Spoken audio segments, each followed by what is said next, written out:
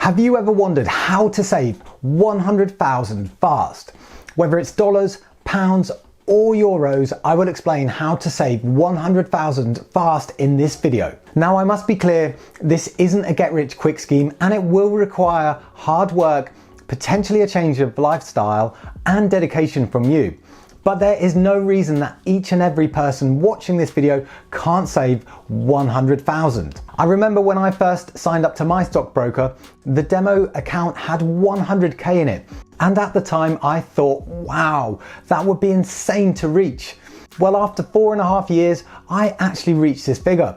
But I wish I'd actually known some of these tips earlier on, as it would have made it a whole lot quicker. So stay tuned and you will find out how, as many of these tips can be started right away. If it's your first time watching my channel, then my name's Ollie, and on this channel we discuss all things related to personal finance and investing. So please don't forget to subscribe, and if you get any value from this video, then I'd really appreciate you smashing the like button, as it helps the channel massively to reach more people. And also, I must be clear, I am not a financial advisor and nothing in this video is intended to be financial advice. And if you want financial advice, you should seek a licensed professional, and past performance is not indicative of any future results. So my first tip for how to save $100,000 fast is to set targets. We all earn and spend different amounts depending on what we do for a living, where we live, and different lifestyles. So I can't just say save X amount of money. You need to work out what is right and realistic for you. Without a target to save each month, it is very easy to just blow the money you earn. So what you want to do is make a target and work backwards from it. Saying you want to save 100k is a mammoth task. But if you can break this down into smaller chunks, like saying I want to save $200 or $500 a month, or pay off my debt by, say, the end of the year, then this now becomes a lot more feasible, depending on how much debt you've got. And once you've got an amount you want to save per month, then you can work out how much you need to save each week or each day to reach this goal. So perhaps then you can cut back on your daily spending. And also, once you've decided on your goals, write them down, because you are 42% more likely to achieve your goals if you do. So moving on to tip number 2 on how to save $100,000 fast. So if your target is to save a certain amount of money each month, you really want to pay yourself first, because a lot of people do this the wrong way around. So what do I mean by this? So most people, when they get paid, generally they pay their bills, do food shopping, buy stuff for themselves, then they save whatever is left over at the end, which is quite often nothing. But what you want to do is work out how much you can realistically save each month, then rearrange this order. So by all means, pay your critical items first, like bills and rent, then put aside your pre-decided monetary amount to save or invest. Then if anything is left over, then you treat yourself. So ideally you want to set up a recurring payment to move your money on the day you get paid, and this should hopefully prevent you from spending it. If you don't pay yourself first, then perhaps say you get a salary increase, then you'll be susceptible to lifestyle inflation, whereby your spending grows just as your income grows, just because in your mind you have more money. This is often why you hear of rich people going broke, because they can't control their saving. So my third tip on how to save 100,000 fast is to change your shopping habits. Firstly, you want to wait at least 24 hours before buying anything big or over a specific limit such as 50 or 100 pounds. This helps cut back on impulse purchases and prevents buyer's remorse. Everyone loves buying new things, and that's because shopping releases dopamine. But interestingly, the dopamine doesn't actually come from buying the item, but instead comes from the anticipation of buying that item. So instead of buying new items, why don't you just add a new item to your Amazon shopping basket each day? You'll be as high as a kite on dopamine. I'm only joking. Just wait a day, week, or month for bigger purchases. Often the urge to buy the item will subside and often be replaced with the urge to purchase something else. There are other great ways to prevent you from purchasing unnecessary items. For example, if you're about to buy something, you should ask yourself the question, would you rather have this item or the value of this item in cash right now? Often we lose the concept of how much something costs when we are fixated on buying it, and you'll be surprised at how often you would prefer the cash and decide against the purchase. Another way to look at a potential purchase is to think about how many hours you would have to work to pay for this. For example, a meal at a fancy restaurant may cost you £100 and it may be amazing, but if it takes you, say, X number of hours to pay for it, is it really worth it? Another way to look at purchases is to consider how often you are going to use an item. For example, say you bought a fancy suit for a wedding for a few £100. You may only wear that suit once or twice, so that could be £100 to £150 each time you wear it, when alternatively you may have been able to buy a suit that's just as nice for half the price. Then you can just pocket the difference. Now, just to be clear, I'm not saying don't buy anything, as life would be very boring, but what you want to do is spend money on important things that bring you real value, and don't try to keep up with those around you, and don't buy items to impress people that you don't even care about. Now, every time you don't spend money, you could even move that money to a savings account. This is a great way to force you to save that money you nearly spent. This also gives you the immediate reward of seeing your savings grow. So my next tip for how to save 100,000 fast is to track your spending. Often we buy things that seem cheap each time we buy them, but over time, they really add up. For example, buying coffee or lunch every day, or paying for subscriptions like Netflix and Disney Plus, etc. While they may seem like a few quid, over the course of a year, it really adds up, and you often don't see this until you track your expenses.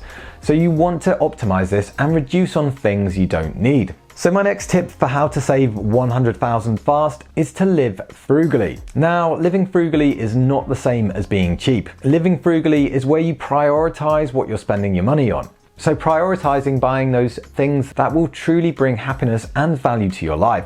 A great and easy way to tackle this is when you're going to spend money, consider if there is a cheaper alternative to doing so. For example, if you like to have a coffee every morning, then why not make your coffee at home and bring it to work, or go to a cheaper coffee shop? If you want to learn loads of frugal living tips, then I recommend you check out my in-depth video up here, and I'll also put the link to that in the description below. As mentioned earlier, it's important not to give into lifestyle inflation, because if you can live frugally and carry on spending the same amount, even as your salary increases, then you will save loads more. So my sixth tip for how to save 100,000 fast is probably the most important, and that is to make your money work for you. So when I started investing, I didn't realize that my cash in the bank was actually devaluing. Governments tried to keep inflation at around 2%, and this was generally the case up to around 2021. But since then, inflation has started rising due to a number of things that I'm not going to go into in this video. But inflation in the UK is now at 9.9%, and in the US is at 8.2% at the time of recording. What this means is that your buying power from a year ago has dropped by that percentage. Hypothetically, say you could buy something for £100 a year ago. If inflation is at 10%, then that item would now be £110. And because interest rates in banks are below these inflation rates, your money in the bank is losing its buying power each year. So keeping your money in a current account, these are obviously great for day-to-day activities, but they're a bad idea when it comes to saving, as these very often have 0% interest, whereas a saving account for the most part have better interest rates. And while interest rates are currently rising to fight inflation, they are still a lot less than the inflation rate. So if you are keeping your money in a savings account, then make sure to shop around, because while central banks raise interest rates, it comes as no surprise that banks are very quick to update their mortgage and debt repayment rates, but they're not so quick to raise their savings rates. Alternatively, you could consider investing. For example, investing in an index tracking fund or ETF that tracks the S&P 500 has on average historically returned about 7 to 8% per year. But bear in mind, this is an average over a long period of time. So for example, one year it may be 15%, another year maybe 2%, and other years it may even be negative. And for example, right now, the S&P 500 is down over 25% year to date. So negative years are a very real possibility. So it depends how long you have and how quickly quick you want to save money, because there are no guarantees with the stock market and past performance is not indicative of any future results. Now, as central banks continue to raise rates, keeping cash in a bank account actually becomes a more appealing option, as you're guaranteed returns, whereas the stock market doesn't have that guarantee. So you need to personally work out what is right for you. So make sure to do your own research, because like I said earlier, I'm not a financial advisor. But in general, you want to put your money somewhere where it's earning interest, because the beauty of interest is that it compounds over time. And if you keep your money there long enough, eventually the interest will return way more money than what you have personally contributed. So what do I mean by compounding? For example, if you have $1,000 and can earn 10% interest on it in a year, then at the end of the year you'll have $1,100, because 10% of 1,000 is $100. Then the following year you earn 10% again, and now that's on the $1,100. So that year you earn $110 of interest, bringing it to a total of $1,210. And so the process repeats. If you want to see the beauty of compounding interest and potentially get a rough idea of how long it may take you to get to $100,000, then you can use a compound interest calculator. So quickly, for example, if you save $250 per month and using the lower average return of the S&P 500 of 7%, then in 17 to 18 years, then you would have 100K. And as you can see here, the example of the compounding over 18 years, you have deposited 54K and the interest makes up 53K of this. Alternatively, if you were to deposit $500 per month, you'll potentially get there between 11 and 12 years. And $1,000, you'd potentially get there between 6 and 7 years.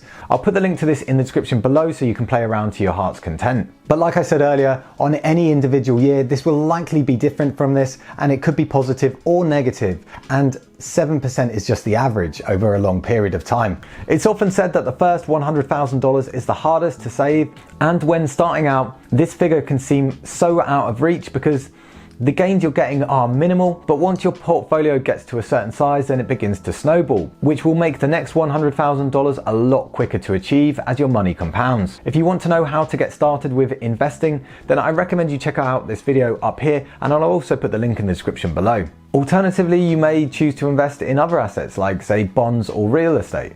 But right now, I personally wouldn't invest in real estate just because the housing market is going through a much needed correction. But normally with real estate, you would generally hope that the property would appreciate in value, and you could even rent it out, and that would bring in extra cash also. But a key point to remember is higher returns normally always come with higher risk.